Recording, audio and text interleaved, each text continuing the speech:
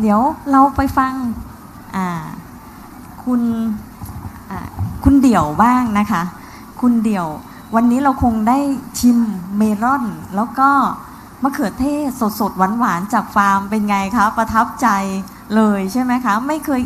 ทานมะเขือเทศที่ไหนหวานอร่อยขนาดนี้นะคะลองมาฟังแรงบันดาลใจของคุณเดี่ยวนะคะว่าทำไมจาก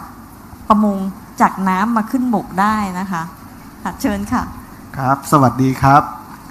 ผมชื่อวัชราคุ้มเมืองนะครับชื่อเล่นชื่อเดี่ยวครับพื้นเพเป็นคนจังหวัดชุมพรนะฮะที่บ้านอยู่ติดทะเลนะครับก็อาชีพหลักของครอบครัวก็คืออาชีพประมงนะครับแล้วก็หลังจากที่ได้มาศึกษาต่อที่กรุงเทพนะฮะก็อาชีพถัดไปที่ผมทำก็คือเป็นพนักงานขายนะครับก็จะดูแลในส่วนของพวกเครื่องใช้ไฟฟ้านะครับอยู่บริษัทโซนี่นะฮะก็ดูแลเกี่ยวกับลูกค้าที่ขายเครื่องใช้ไฟฟ้าทั่วประเทศนะครับแล้วก็หลังจากนั้นก็ยังทำงานบริษัทต่อนะครับสรุปแล้วเนี่ยผมก็ทำงานอยู่ในสายของเครื่องใช้ไฟฟ้ามาประมาณสัก20 ปีนะครับแล้วก็ต่อด้วยสายของโทรศัพท์นะฮะเป็นพวกตั้งแต่สมัยที่มีเมื่อก่อนขายของ BlackBerry นะครับผมก็จะเป็นผู้จัดการฝ่ายขายที่ดูแลลูกค้าทั่วประเทศนะครับหลังจากทำงานมาสักระยะหนึ่งก็20 กว่าปีเหมือนกันก็รู้สึกว่าเราเบื่อกับการที่จะต้องเดินทางนะครับเพราะว่าในประเทศไทยเนี่ยมีอยู่แค่2จังหวัดที่ผมไม่เคยไปก็คือจังหวัดบึงกาฬกับจังหวัดน่านนอกนั้นผมไปมาหมดแล้วทุกที่นะครับไม่ว่าจะเป็นเหนือสุดใต้สุดนะฮะอันนี้เดินทางมาหมดแล้วมันรู้สึกว่าเราเริ่มรู้สึกเบื่อกับการเดินทางนะครับแล้วก็ต้องทำงานซึ่งอาชีพเซลล์เนี่ยคือเราต้องมันเหมือนอะไรเป็นวัฏจักรเป็นหนูถีบจักรคือเราต้องทำทุกเดือนหลังจากเดือนนี้เราปิดยอดขายได้เดือนถัดไปก็มานั่งเริ่มนับหนึ่งใหม่อีกนะครับแล้วก็การบริหารการดูแลลูกน้องดูแลลูกค้าเนี่ยก็หลากหลายพ่อแม่นะฮะบางทีก็บางคนก็ดีบางคนก็ไม่ดีแล้วก็เริ่มรู้สึกเบื่อนะฮะแล้วก็โดยพื้นเพเนี่ยเราก็ไม่เคยทำเกษตรมาก่อนแต่เนื่องจากว่าพี่ชายนะครับมีที่อยู่ที่อำเภออรัญญประเทศนะครับก็ได้คุยกันว่าถ้าเบื่องานบริษัทเนี้ยจะลองมาทำเกษตรดูไหมเนื่องจากมันมีพื้นที่ว่างอยู่และพื้นที่เดิมเนี่ยมันก็คือพื้นที่ที่เขาทำนานะฮะซึ่งคนที่ทำนาก็คือญาติของฝั่งพี่สะใภ้นะเขาก็เช่าที่ทำนามาตลอดซึ่งก็เราก็พอรู้อยู่ว่าอาชีพชาวนาบ้านเราฮะถึงเวลาปลูกค่าใช้จ่ายมันค่อนข้างเยอะแต่ถึงเวลาขายได้ราคาถูกนะฮะไปขายให้โรงสีทีนึงก็โดนกดราคาทั้งเรื่องคุณภาพไม่ดีบ้างมีความชื้นบ้างข้าวปนบ้างเนี่ยถึงเวลาขายก็ไม่ได้ราคาทีนี้พอเริ่มคิดว่าเราจะทำอาชีพเกษตรก็เลยมานั่งวางแผนว่าเราจะทำอะไรดีนะครับก็ศึกษาหลายอย่างครับทั้งเรื่องปลูกไผ่ปลูกคือปลูกมะพร้าวปลูกนู่นปลูกนี่เยอะแยะไปหมดนะแล้วก็มานั่งสรุปกันว่ามันมีอะไรที่น่าสนใจบ้างอันแรกที่น่าสนใจที่คุยกันก็คือในเรื่องของการปลูกเมลอนนะครับคือพื้นที่ของอำเภออรัญญประเทศเนี่ยถือว่าเป็นพื้นที่ที่เขาปลูกแคนตาลูปกันมานานนะครับและเป็นพื้นที่แรกๆที่มีการปลูกแคนตาลูปนะครับแต่ทีนี้เนี่ยพอเรามาดูตรงนี้แล้วถ้าเราจะปลูกแคนตาลูปต่อเนี่ยคือเนื่องจากว่าราคาของแคนตาลูปเนี่ยมันค่อนข้างถูกนะฮะและส่วนใหญ่เขาปลูกกันนอกโรงเรือนนะฮะมีปัญหาเรื่องของสารเคมีตกค้างบ้างอะไรบ้างซึ่งก็มีข่าวกันมาอยู่เรื่อยๆเราก็เลยงั้นถ้าเราจะปลูกในโรงเรือนแล้วเราปลูกแคนตาลูปเนี่ยเราคงสร้างมูลค่าได้ไม่เยอะ ก็เลยดูว่างั้นเราปลูกเมลอนดีกว่าเพราะว่าราคาเมลอนเนี่ยเท่าที่เราไปศึกษามาเนี่ยอย่างดูราคาในห้างเนี่ยก็ยังประมาณกิโลหนึ่ง150 บาทอะไรอย่างเงี้ยเราก็คิดว่าถ้าเราปลูกแล้วเราขายสักกิโลหนึ่งประมาณ120เนี่ยมันน่าจะขายได้นะครับจุดเริ่มต้นเลยก็งั้นเราก็ดูเรื่องของเมลอนนะฮะซึ่งจริงๆพื้นที่เนี่ยมันมีประมาณ40 ไร่นะฮะก็เราก็มานั่งแบ่งกันเราอยากทำเกษตรผสมผสานนะครับแต่เราไม่มีความรู้เลยก็ไปศึกษามาแต่ละที่ถามคนนู้นถามคนนี้มานะครับก็เลยแบ่งเป็นพื้นที่ส่วนหนึ่งปลูกข้าวเอาไว้กินเองนะครับโดยที่จะไม่ได้ฉีดยาฆ่าหญ้าไม่ได้ฉีดยาฆ่าผักบุ้งนะครับส่วนที่สองก็คือปลูกไผ่เนื่องจากว่าตรงนั้นพี่ชายเขาอยากจะปลูกนะครับแล้วก็ส่วนที่สามก็คือในส่วนของเป็นพืชหมุนเวียนที่อายุสั้นเนื่องจากว่าเรามองว่าถ้าเกิดเราปลูกอย่างสมมติว่าเราอยากจะปลูกทุเรียนเนี่ยเราไม่มีทุนขนาดนั้นนะกว่าจะได้เก็บเกี่ยวเนี่ย4-5 ปี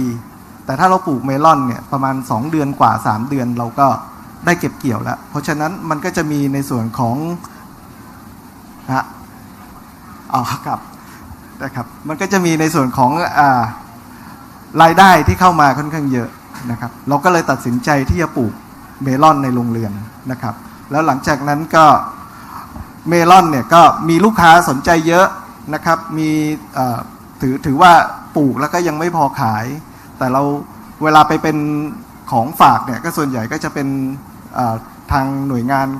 ที่ซื้อไปก็จะซื้อเมลอนไปฝากแต่ทีนี้เรามองว่าลูกค้าเข้ามาแล้วเนี่ยอยากให้มันมีความหลากหลายของพืชนะฮะก็เลยศึกษาว่าจะปลูกในส่วนของตัวมะเขือเทศซึ่งมะเขือเทศนี่ก็เหมือนกันคือเนื่องจากว่าคอนเซปต์ของเราคือเราไม่อยากปลูกของแล้วขายได้ราคาถูกนะฮะก็คือต้องปลูกแล้วขายเองนะครับแล้วก็อีกอย่างหนึ่งก็คือพยายามปลูกอะไรที่มันไม่เหมือนชาวบ้านเขาปลูกนะฮะก็เลยปลูกมะเขือเทศพันธุ์จากต่างประเทศนะครับก็หลักๆก็จะประมาณเท่านี้ครับเทคนิคการปลูกพวกเมลอนมะเขือเทศในโรงเรือนนะครับทำให้มันถึงโดดเด่นแล้วก็แตกต่างจากคนอื่นครับผมเชิญครับครับก็คือจริงๆเนี่ยฮะในส่วนของผมเองเนี่ยสิ่งที่ทำให้เมลอนแล้วก็มะเขือเทศมันค่อนข้างโดดเด่นกว่าทั่วๆไปนิดนึงก็คือในเรื่องของความใส่ใจอันนี้สำคัญที่สุดเลยครับเพราะว่าเมลอนเองเนี่ยมันเป็นพืชที่ค่อนข้างอ่อนแอนะครับเพราะฉะนั้นผมถ้ามีเวลาว่างผมจะเข้าไปดูทุกเช้านะครับไม่ได้ปล่อยให้คนงานเข้าไปทำนะครับก็ทุกอย่างผมจะเป็นคนดูเองนะครับตั้งแต่เริ่มปลูกจนกระทั่งเทสผลผลิตก่อนที่จะส่งขายให้กับลูกค้านะฮะอันนี้ผมจะเป็นคนทำเองหมดทั้งหมดนะครับก่อนขายเอาลูกมาเทสผมก็จะเป็นคนเทสเองนะฮะชิมเองว่ารสชาติโอเคไหมนะครับเนื้อสัมผัสโอเคไหมเราถึงจะเอาไปขายนะครับส่วนอย่างอื่นก็คือ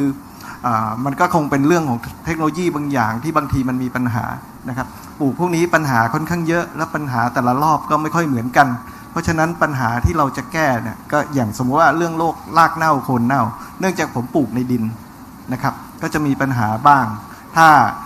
ปลูกไปแล้วสักพักหนึ่งก็จะมีปัญหาเรื่องรากเน่าโคนเน่านะก็ทำให้ผลผลิตมันเสียหายก็จะทดลองเปลี่ยนไปใช้อย่างอื่นบ้างอย่างเช่นเดิมใช้ขุยมะพร้าวก็มาใช้พีทมอสแต่พอพีทมอสราคามันค่อนข้างสูงนะครับล่าสุดที่ใช้ก็คือผมก็ใช้ดินก่อสร้างเนี่ยนะในการที่จะหยอดก้อนหลุมแล้วก็ปลูกเพราะว่าในความรู้สึกเรารู้สึกว่าไอ้ดินก่อสร้างเนี่ยมันไม่อุ้มน้ำนะครับแล้วก็รากมันเนี่ยช่วงแรกเนี่ยเนื่องจากดินมันไม่ค่อยแน่นไม่เกาะตัวเพราะฉะนั้นเนี่ยรากมันจะเดินได้ดีนะฮะก็ช่วยได้เยอะนะครับในส่วนนี้นะครับแล้วก็อย่างอื่นก็คือในเรื่องของเนื่องจากเราปลูกแล้วเนี่ยนอกจากเรื่องเทคโนโลยีแล้วเนี่ยคือเนื่องจากผมขายเองนะครับผมไม่ได้ขายส่งเพราะฉะนั้นผมก็ต้องมีเรื่องของการตลาดนะมีการสร้างเพจมาเพื่อที่จะทำการขายนะฮะปัจจุบันก็ลูกค้าส่วนใหญ่ก็จะสั่งผ่านทางเพจนะครับกับในอีกส่วนหนึ่งก็คือเป็นลูกค้าประจำในเรื่องการออกบูธอะไรต่างๆเนี่ยฮะก็จะเป็น ตัวที่จะทำให้มีลูกค้าเข้ามานะครับก็ส่วนเทคโนโลยีอื่นๆเนี่ยก็ถ้าพูดไปแล้วเนี่ยมันก็ไม่ค่อยได้คือเนื่องจากว่าเนื่องจากในส่วนของโรงเรือนเราก็กำลังจะปรับปรุงก็ยังไม่ได้นำเทคโนโลยีอย่างอื่นเข้ามานะครับก็กะว่าเดี๋ยวจะปรับปรุงเสร็จแล้วก็จะทำในเรื่องของการให้น้ำอัตโนมัติอะไรต่างๆพวกนี้นะครับตอนนี้เลยเนี่ยคือที่ทำมาเนี่ยคือที่เน้นที่สุดก็คือเรื่องของความใส่ใจในการปลูกเนี่ยตอนนี้ต้องใส่ใจมากพอสมควรครับครับผมก็เป็นของความใส่ใจแต่ว่าของพี่เดี่ยวนะฮะผมเห็นจะมีเรื่องของการจัดการศัตรูพืชแบบผสมผสานเช่นปล่อยพวกตัวห้ำตัวเบียร์อย่างนี้ด้วยใช่ไหมครับใช่ครับคือในส่วนของมะเขือเทศเนี่ยมันมีปัญหาเรื่องหนอนค่อนข้างเยอะหนอนเนี่ยจะเข้าไปแล้วมันจะไปกัดลำต้นกัดอะไรพวกนี้ครับก็ได้รับการสนับสนุนจากกรมวิทยาการเกษตรนะครับก็เอาตัวมวลพิฆาตไปปล่อยในโรงเรือนเพื่อที่จะกำจัดหนอนซึ่งตรงนี้ต้องขอบคุณมากนะครับว่าก่อนหน้านี้ต้องยอมรับว่าเราก็ศึกษามานะทำทั้งเรื่องน้ำหมักเรื่องอะไรต่างๆเนี่ยที่จะจัดการไก่ตัวหนอนเนี่ยมันไม่ได้ผลนะฮะต้องบอกว่ามันไม่ได้ผลขนาดว่าไอ้น้ำหมักที่เขาบอกว่ามันดีๆนะฮะเราเอาตัวหนอนมาใส่เนี่ยสักพักหนึ่งมันก็คลานออกนะฮะก็แต่หลังๆพอตอนหลังเนี่ยเราได้เจ้าหน้าที่จากกรมวิทยาการเกษตรแนะนำก็คือเอาตัวมวลพิฆาตไปปล่อยเนี่ยก็เห็นผลขึ้นมาเยอะครับครับผมครับทีนี้เขาก็มีคำถามกันหลากหลายนะครับว่าเมลอนกับมะเขือเทศเนี่ยอะไรขายดีกว่ากันอะไรน่าปลูกกว่ากันให้เวลา30 วินาทีสำหรับคำถามนี้คือเมลอนกับมะเขือเทศครับอะไรดีกว่าตอนนี้เนี่ยแนวโน้มเนี่ยมะเขือเทศขายดีกว่าครับแต่ถามว่าในส่วนของเมลอนยังขายดีไหมขายดีเพราะว่าเมลอนเนี่ยเราจะเน้นกลุ่มของเป็นของฝากมากกว่านะฮะซึ่งเวลาใส่กล่องใส่อะไรเนี่ยมันก็เป็นของฝากที่ดูมีมูลค่าในส่วนของมะเขือเทศเนี่ยเวลาเขาจะไปฝากเนี่ยมันอาจจะมีปัญหาเรื่องของอายุการเก็บอะไรเงี้ยมันจะทำให้ไม่ค่อยเหมาะสำหรับการจะไปเป็นใส่กระเช้าของฝากอะไรประมาณนั้นนะครับครับผมก็ของพี่เดียวเนี่ยก็จะเป็นเรื่องของความใส่ใจเนาะนะครับในสิ่งที่เราทำสิ่งที่เราปลูกนะครับ